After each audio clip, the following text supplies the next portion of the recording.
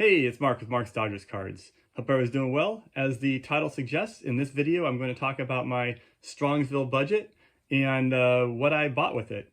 I'm not going to Strongsville. There's a lot of talk about it these days. I know it's coming up this weekend.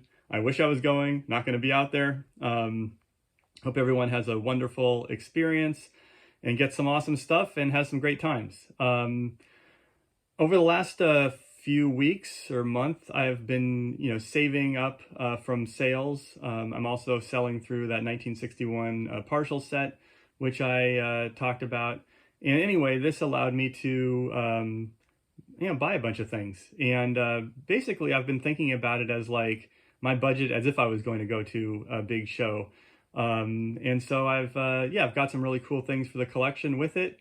So I've been kind of saying, oh yeah, this is my Strongsville budget and these are my Strongsville pickups, even though I'm not going to be there. But it's the kind of things I would imagine that I would probably be looking for if I went to a show. And it's sort of like the type of things that I looked for at the National last year. So anyway, I got 4 bigger cards for me, including this one enormous card, which is a Sporting News supplement. I think they're 1909 to 1913 or something like that. M101-2. This is Zach Wheat. I'll show it in more detail. This is a really nice copy of it. But I've got 4 bigger cards and then a bunch of sort of random stuff, which I'll show.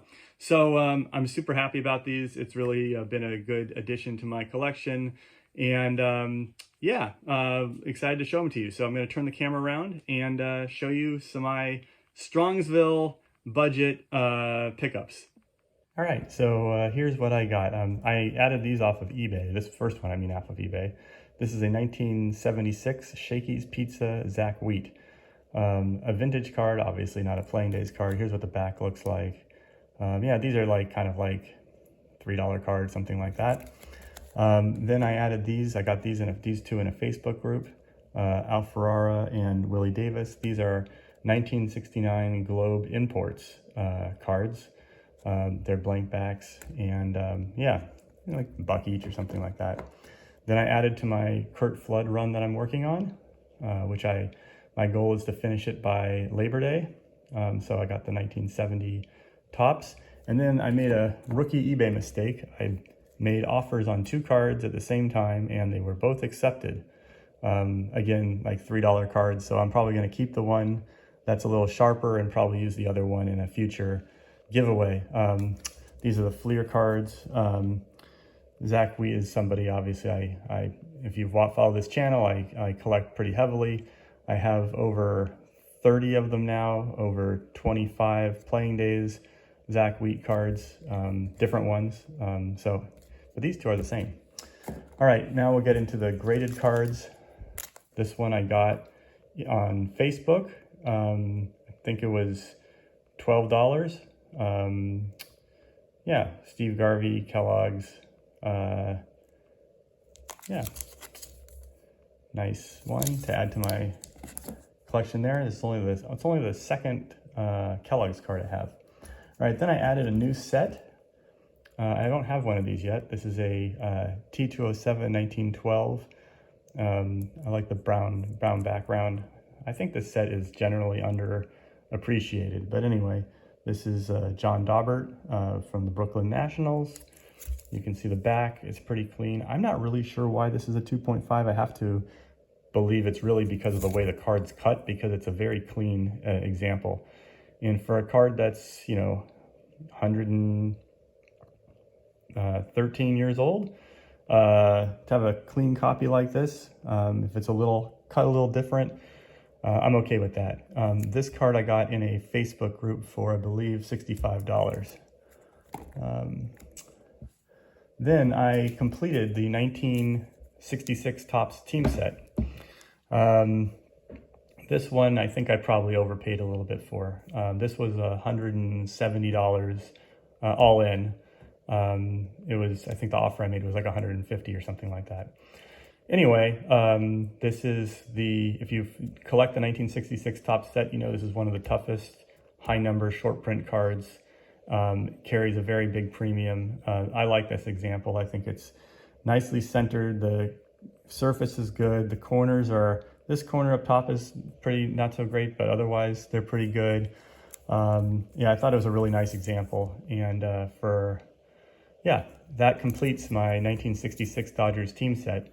At this point, I only have 3 more years that I need in 1960s in order to complete them. Unfortunately, that still includes the Pete Rose rookie in 1963 and the Bob Uecker rookie in 1962, both of which have Dodgers on them. All right, now for the biggest cards. And shout out to Rusty Vintage Cards, who's been doing a series on big cards, oversized cards. So here's a few of them coming up right now. So this is the 1921 exhibit for Zach Wheat. I did not have this one. I got this in the REA. It was, I think, $305 all in. Anyway, this card does not have creases. The corners are very rounded, and that's why it's a 2.5, but I thought it presents really nicely. The wear is even, so it looks pretty good. And yeah, this is one of his classic poses.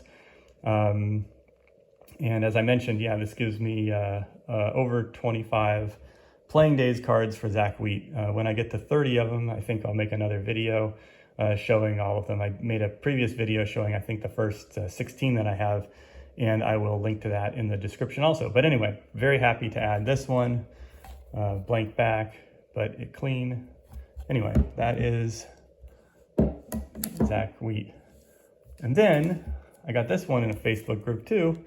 This is a 1964 Bazooka panel.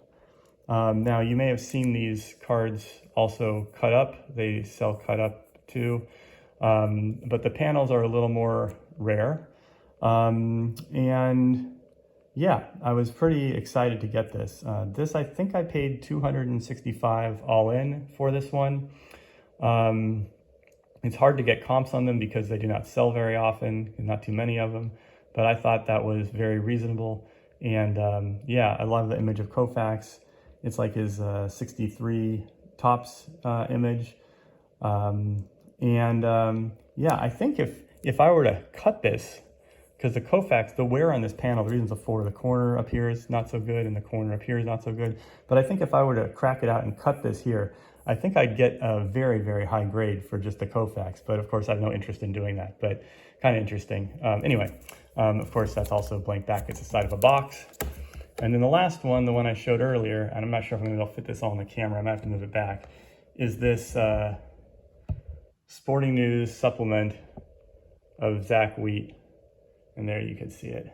Now, these are a very, very, very thin paper stock, if you have ever held one or seen one. And a lot of them, they come with little pieces missing, really significant creasing, dinged up corners, etc. The highest one graded by PSA, I think, is like a 2 or something like that. And there's only like 10 or 11 graded by PSA. This one looks great. Now, there is some minor creasing in it, which is very hard to see. Doesn't really disrupt the image. But I'm thinking about sending this one in because I think it's got a shot at a pretty decent grade, like a 2 or a 3. And you can see there's no, I'll turn over the back. There's a little smudging, but there's no writing on the back. So overall, it's a pretty nice back too. And yeah, I don't know.